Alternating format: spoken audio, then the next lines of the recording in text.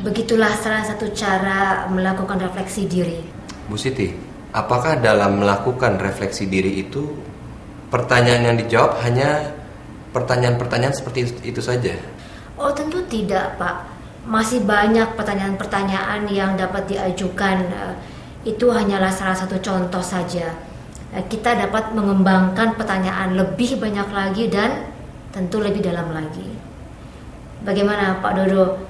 Apakah sudah mengerti Bapak bagaimana cara melakukan refleksi diri? Sudah, Bu.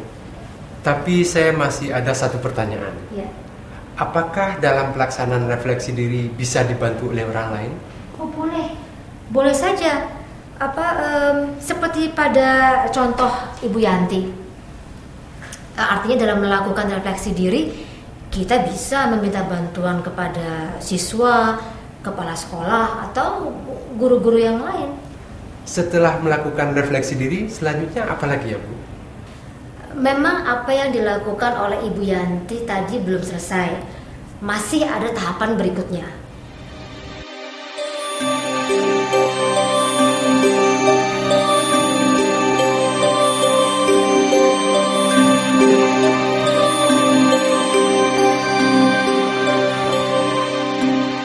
Selanjutnya, Bu Yanti melakukan analisis terhadap masalah-masalah kedua, yaitu siswa sulit menjawab pertanyaan.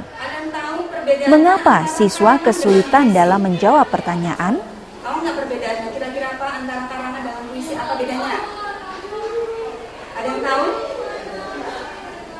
Kalau puisi seperti apa? Kalau karangan seperti apa?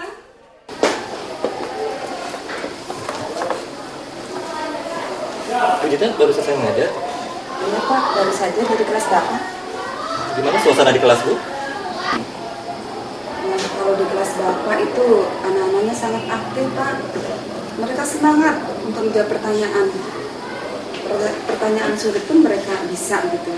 Tapi kalau di kelas saya Pak, mereka kesulitan dalam menjawab pertanyaan. Padahal pertanyaannya itu nggak susah. Pertanyaannya sama. Dan materi itu udah saya ajarkan semuanya pada anak-anak. Tapi kok tidak seperti itu? Kenapa ya Pak? Oh begitu ya, Bu. Kalau saya sih biasa-biasa saja di kelas.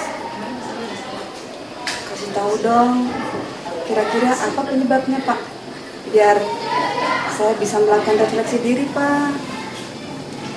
Ada beberapa hal, Bu, yang harus diperhatikan kalau kita ingin memberikan pertanyaan kepada siswa. Pertama adalah apakah pertanyaan yang Ibu berikan merangsang siswa untuk belajar. Dan yang kedua adalah apakah pertanyaan yang Ibu berikan sebagai dasar timbulnya pertanyaan-pertanyaan yang lain dari pikiran siswa, bukan guru. Di buku ini dijelaskan pertanyaan yang baik adalah pertama, pertanyaan itu harus jelas dan mudah dimengerti.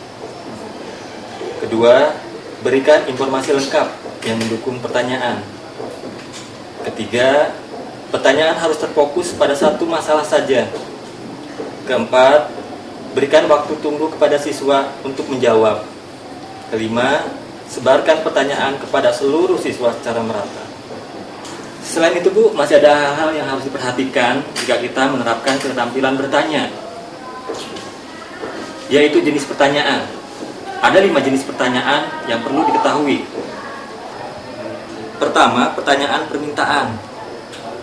Kedua, pertanyaan mengarah atau menuntun. Ketiga, pertanyaan menggali. Keempat, pertanyaan retoris.